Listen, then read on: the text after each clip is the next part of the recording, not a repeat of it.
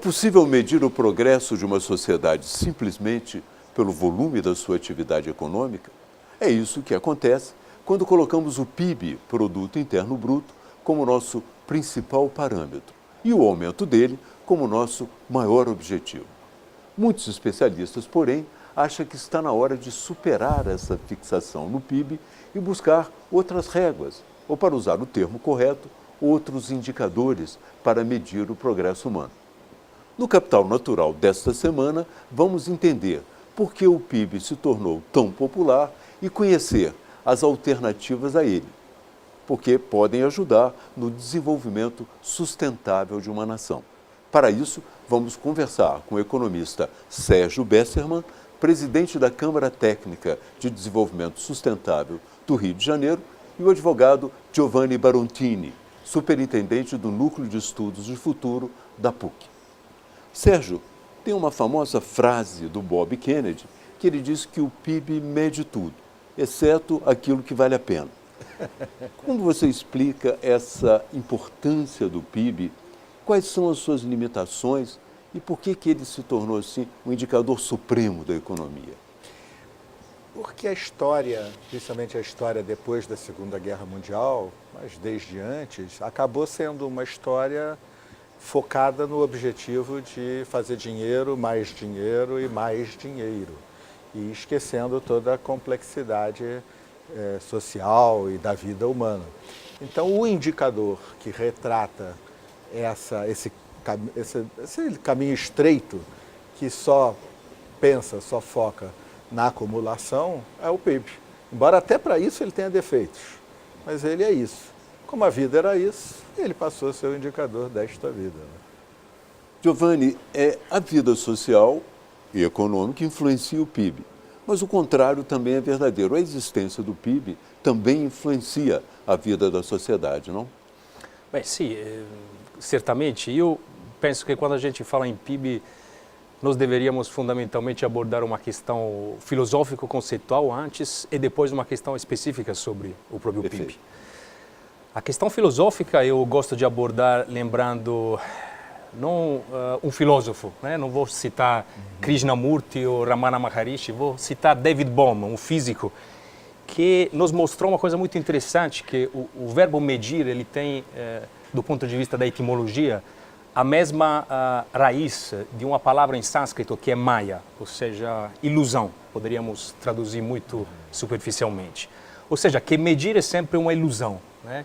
Por que uma ilusão? Porque, na verdade, nós temos uma realidade humana una e indissolúvel, que a gente divide em pequenos fragmentos e pretendemos medir cada um desses fragmentos, quando, na verdade, na nossa experiência humana existem dimensões, por exemplo, sentimentais, espirituais, psicológicas, que não são suscetíveis de serem medidas. Não podem ser mensuradas, não podem ser precificadas, não podem ser medidas dessa forma.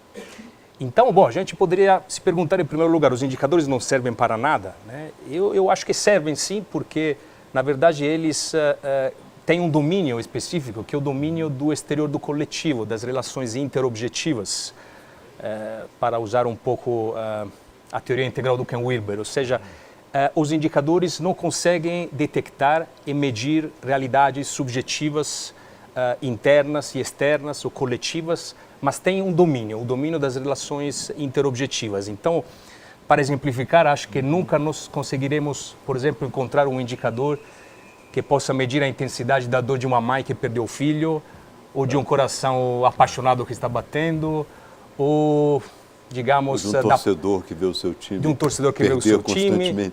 Exatamente. Não falamos disso.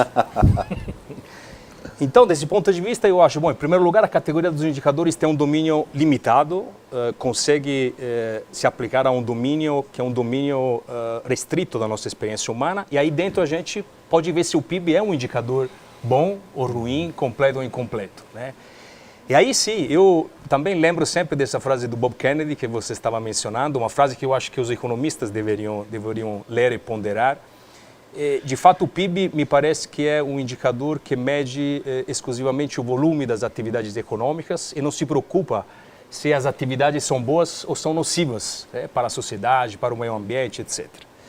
Então, temos um paradoxo, por exemplo, que fenômenos como a guerra, fenômenos como, por exemplo, epidemias, doenças, a destruição ambiental, catástrofes ambientais, o trânsito nas cidades, paradoxalmente, são fenômenos que são suscetíveis de aumentar o PIB, né? Então, tem uma questão ética básica, que é aquela que gosto de propor e de colocar, que, de fato, é como se o PIB medisse a velocidade de uma máquina sem medir para onde vai essa máquina, com que custos e quem vai ter que pagar esses custos, né? São as assim chamadas externalidades, né? Exatamente. Ô Sérgio, uma pergunta. O Índice de Desenvolvimento Humano, o IDH, surgiu para equilibrar um pouco essa situação. Mas a que distância estamos ainda de uma avaliação mais condizente com a realidade, mais próxima da realidade? O IDH foi um primeiro momento em que a história começava a cobrar um pouco de atenção ao que acabamos de conversar.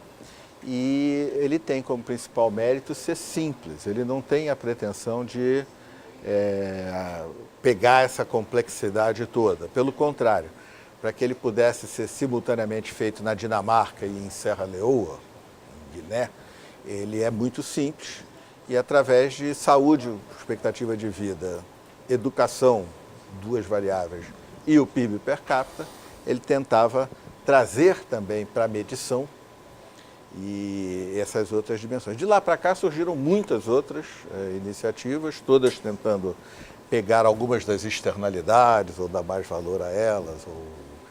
E o IDH funcionou por causa disso, porque ele dá para comparar, mas agora a demanda é muito maior. E a demanda não é exatamente sobre indicadores. Eu tenho uma historinha zen budista de um discípulo que está andando ao lado do mestre, e aí de repente a lua está bonita, ele aponta e diz, olha a lua cheia.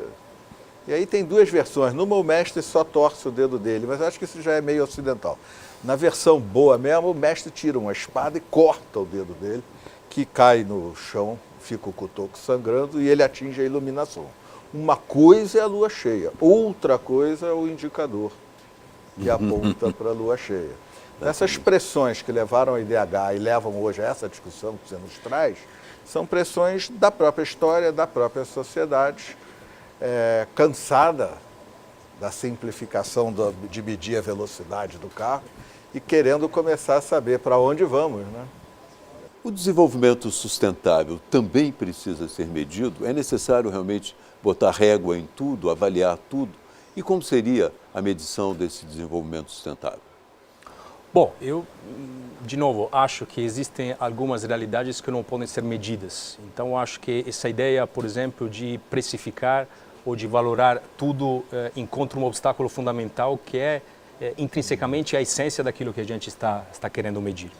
Eu acho que o desenvolvimento sustentável ele é um caminho de retorno à unidade e como tal, existe uma dialética constante entre uma percepção não dual e uma percepção dual. Na dualidade, certamente, nós temos passado, presente e futuro, temos uma responsabilidade ética para construir um mundo melhor. Mas existem momentos em que a gente tem uma percepção de que tudo é perfeito e que também tudo aquilo que acontece faz parte um pouco desse nosso caminho de evolução humana. E, portanto, para responder à tua pergunta, eu acho que o desenvolvimento sustentável necessita dessa liderança muito cautelosa de líderes que tenham essa capacidade de transitar constantemente entre uma percepção dual e as coisas que precisamos fazer no mundo concreto e uma conexão não dual com aquilo que realmente somos e o lugar para o qual realmente vamos. Vamos fazer um intervalo e na volta falar das alternativas ao PIB, inclusive a felicidade. Fique agora com as notícias do Brasil e do mundo no Band News.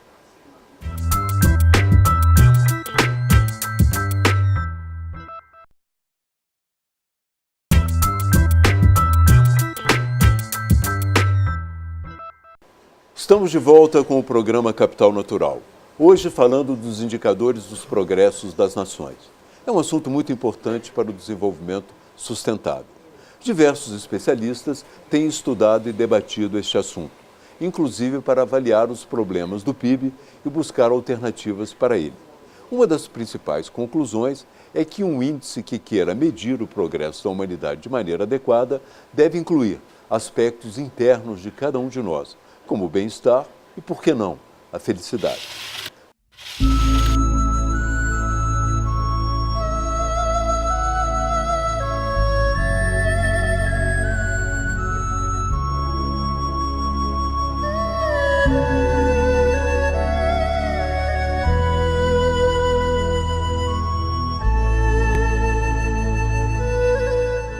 O Butão é um lugar que foi durante muito tempo isolado, que está entre as montanhas, um lugar de difícil acesso. Então é impressionante o conjunto arquitetônico e a preservação dele, o que já é indicador de preservação de cultura. Eles são muito ligados à terra ainda, desde o artesanato, desde a fabricação de tecido, da fabricação de ornamento em arquitetura. Então isso tudo você percebe que é preservado e cuidado. O butanês não tem aquela coisa servil, vamos dizer assim, da questão do dinheiro. Uma das coisas mais importantes que eu vi lá era a educação, o cuidado. O PIB já não mede a complexidade da realidade na qual a gente vive. O PIB mede crescimento. Nós temos que revisitar um valor universal que foi esquecido, o bem-estar, que também está relacionado à felicidade. A humanidade não está vivendo a plena felicidade por causa do crescimento. E por isso que é preciso agregar aos indicadores tradicionais, como o PIB, novos conceitos que traduzem o que significa viver bem. Isolamento em si não é um motivo de felicidade, nunca foi. Acho que o encontro é também importante. O rei, né, que eles dizem, né, o rei do Butão, ele foi feliz porque ele presenciou esse encontro no próprio Estados Unidos, por exemplo. Ele percebeu uma possibilidade do país dele de medir, ao invés da economia, porque é uma economia praticamente agrícola e muito de subsistência, para medir o que você quer, o que te faz feliz. O FIB, que é o Índice de Felicidade Interna Bruta, é especialmente interessante, na minha opinião. Por um lado, ele traz um nome bastante charmoso, né? E que tem um conceito muito difícil de se medir. Um dos indicadores do FIB é o uso do tempo, como você usa o seu tempo. O outro indicador que eu acho muito interessante do FIB, que ele é bastante arrojado, é o que eles chamam de vitalidade comunitária. A energia que você oferece para o comum, para o bem comum. O processo pelo qual se passa até chegar à felicidade é muito diferente em cada país, né? Dependendo muito do desenvolvimento do país e também da sua cultura e dos seus valores. O Butão preza a espiritualidade antes do desenvolvimento econômico. Eu acredito que o FIB, tal qual é medido no Butão, não poderia ser o FIB medido no Brasil. A alegria, que é o povo brasileiro que é expansivo, etc., lá é diferente. É mais tímido, vamos dizer assim. Eles têm um time diferente. E esse consumo atual, fabricado pela economia de mercado, que cria necessidades que você nem pensava que tinha e que te faz comprar símbolos em vez de coisas que você precisa, isso não é felicidade. Então é um consumo destrutivo. O consumo está consumindo as pessoas.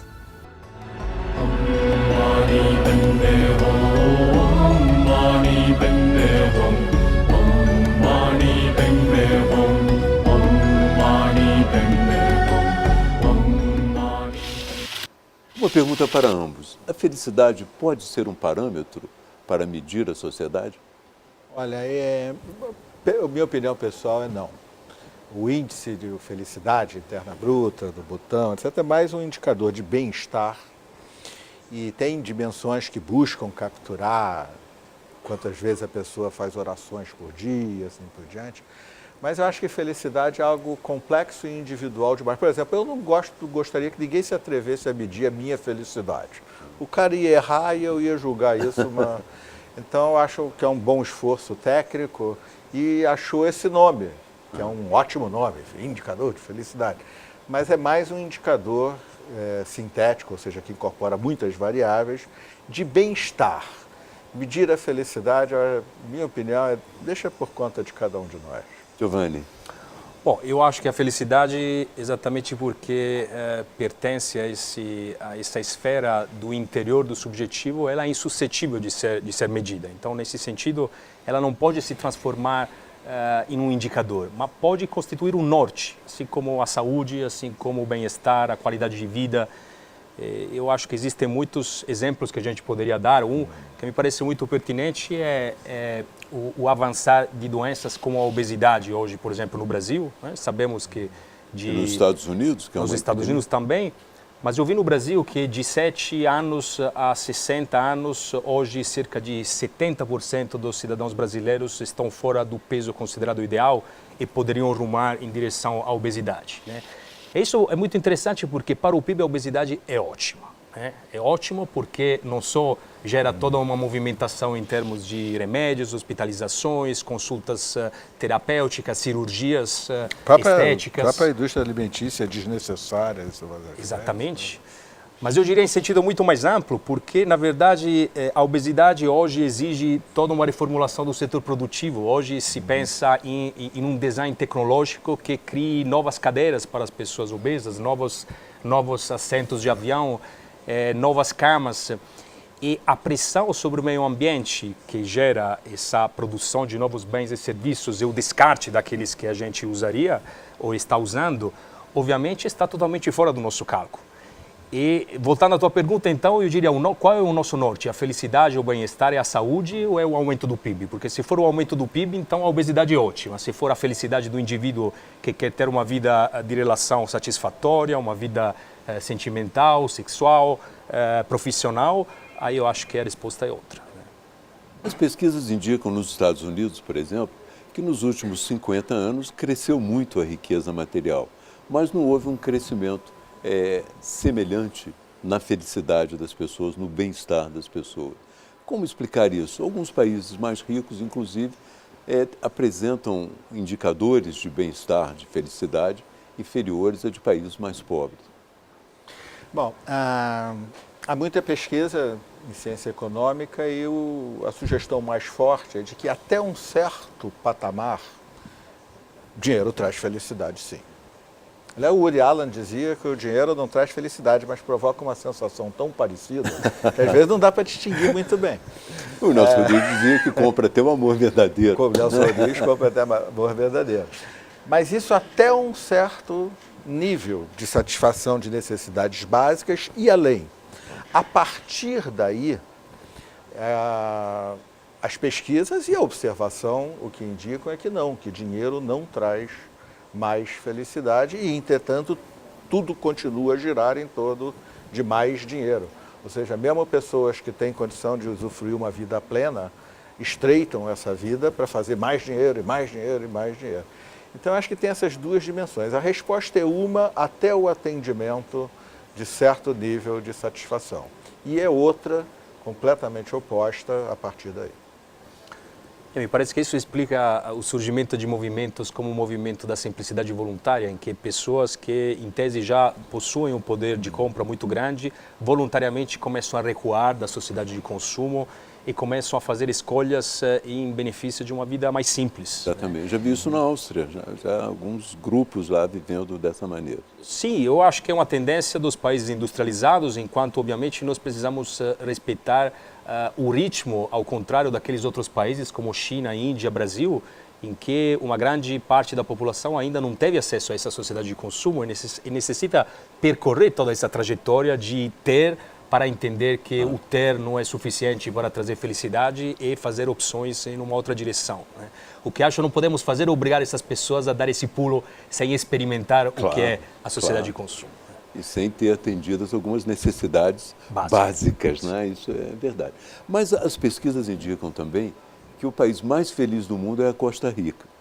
E, por coincidência, a Costa Rica é um país que, de uma certa maneira, preserva o meio ambiente, tem uma preocupação especial com a sustentabilidade. Vocês acham que tem alguma relação entre a felicidade e a sustentabilidade? Pode vir a ter alguma relação?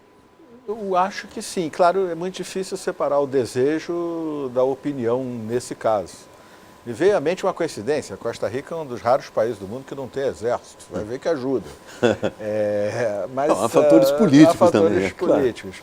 Agora, há pesquisas que mostram, por exemplo, pesquisas médicas que mostram que acessar o verde melhora a saúde da pessoa. Então, esse é um lado prático da coisa. E eu acho que uma vida humana mais voltada... A vida é um sopro, passa muito rápido, mesmo a gente vivendo mais hoje. Então, uma vida humana mais aberta a todas as dimensões do real, a relação da sociedade com a natureza, ao fato de que no mundo de hoje somos todos irmãos mesmo. Eu posso ajudar o garoto com fome ali na esquina, eu posso ajudar o garoto com fome na Somália. É só entrar na internet e ajudar. Então, a abertura para uma vida que leve em conta muito mais dimensões do que simplesmente ganhar dinheiro, isso eu acho que pode ajudar muito na felicidade coletiva e na felicidade individual. Giovanni, você acha que tem algum peso essa preocupação da Costa Rica com o meio ambiente, com a situação de bem-estar e felicidade que a pesquisa indicou lá? Sim, eu tenderia a crer que existem correlações, mas como estava colocando antes, acho que essas relações não podem ser totalmente mensuradas ou evidenciadas, né? Para mim, a felicidade se tornou também um pouco um objeto de consumo e muitas vezes o conceito de felicidade me parece também um conceito utilizado artificialmente para nos levar a comprar aumentar o coisas, produto nacional, né? o produto interno aumentar bruto. o PIB, sim. Então, eu acho isso um ponto importantíssimo. Do mesmo jeito que vivemos o paroxismo do mercado, então o objetivo é fazer o máximo de dinheiro possível no mínimo de tempo, nossas mentes se formaram desse jeito. Então nós também queremos ser o mais feliz possível todo o tempo. Como isso é rigorosamente impossível, todos ficamos neuróticos. Então, nesse sentido, uma vida diferente vai nos ajudar a nos libertar de muitas... Sem contar que a propaganda também associa grande parte dos produtos à felicidade, né? Vamos encerrar esse bloco e voltamos no intervalo para discutir depois as perspectivas reais de superarmos nossa fixação no PIB. Fique com as principais manchetes do dia aqui no Band News.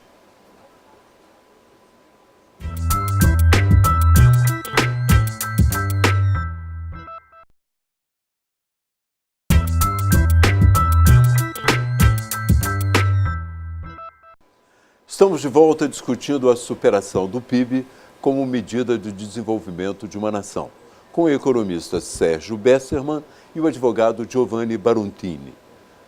Giovanni, já falamos que o PIB não é um indicador preciso, o IDH também não.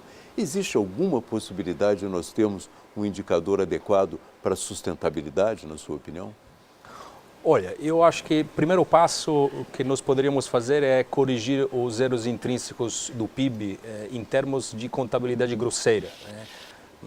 Uma coisa muito simples, produção de petróleo, por exemplo, que é contabilizada como aumento do PIB, quando na verdade ninguém produz petróleo em sentido estrito, nós extraímos petróleo. Então, é interessante, o PIB poderia ser corrigido se iniciando a pensar em uma descapitalização dos recursos naturais de um país, na redução dos seus recursos e não, portanto, usar... Destruição mesmo. A destruição, para falar de forma mais explícita, mas diria uma descapitalização mesmo do patrimônio de recursos naturais de um país e, portanto, corrigindo, em primeiro lugar, todos os zeros internos do indicador que acho os economistas têm perfeita condição de fazer. Segundo lugar, agregar-se ao PIB outras dimensões, as dimensões, por exemplo, da qualidade de vida. Existem compêndios como os indicadores de qualidade de vida do grupo Calvert, da Hazel Henderson, que trazem outras variáveis que podem ser agregadas. E, em terceiro lugar, manter essa consciência de que eu falava no início, ou seja, de que jamais nenhum indicador conseguirá realmente capturar todas as variáveis que são relevantes para a sustentabilidade. Portanto, todas aquelas que são as dimensões mais interiores do coletivo e do subjetivo e do individual, em termos mesmo de percepções subjetivas, isso nenhum indicador conseguirá nunca capturar.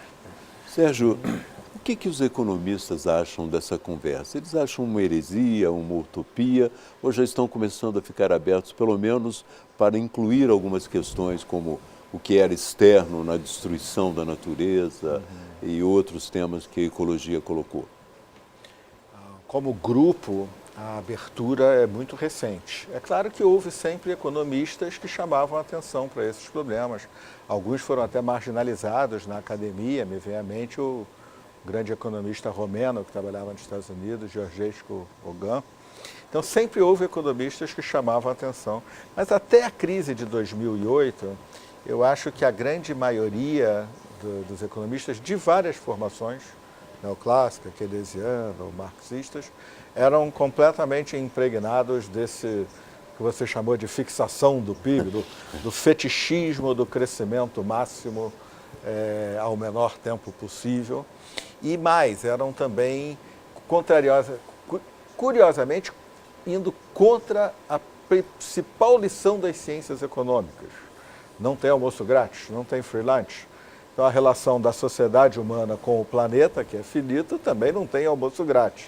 Mas, muito curiosamente, de todas as formações, negando essa que é a essência da ciência econômica e afirmando alguma coisa de que, na linha de que o capital natural sempre poderia ser substituído por tecnologia, por capital social.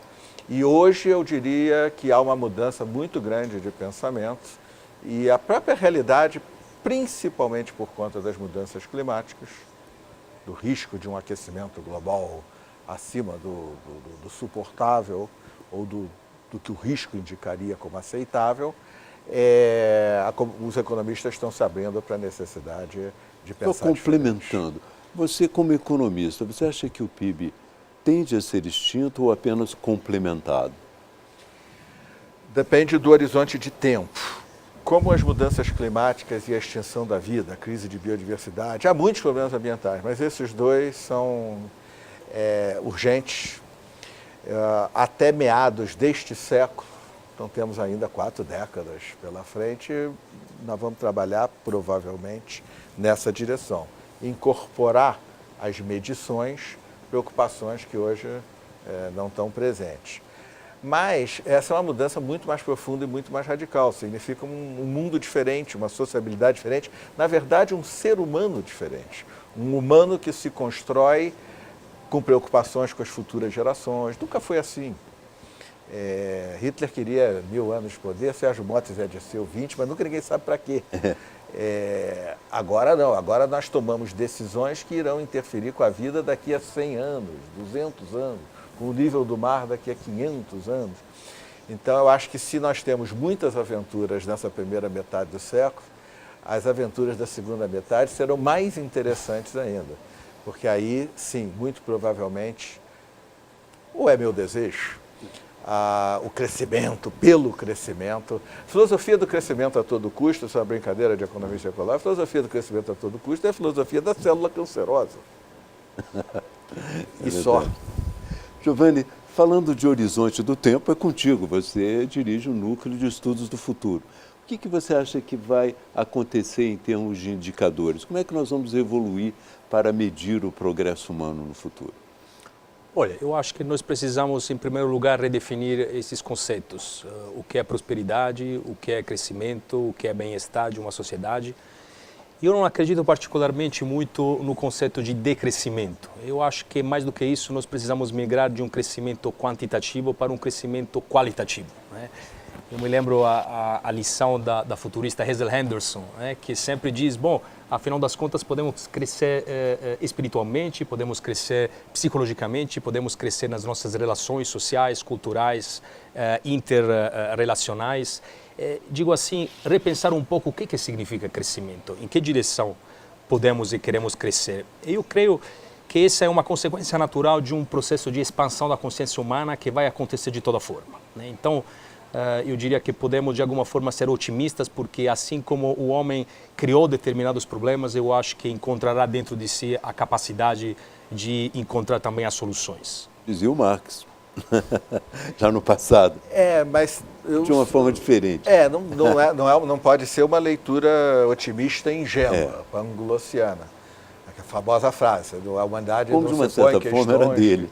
como era um pouco a dele. Quer dizer, na verdade, a própria ideia do que é o progresso é que vai estar em questão. Então, não é simplesmente progresso material, como foi muito bem colocado.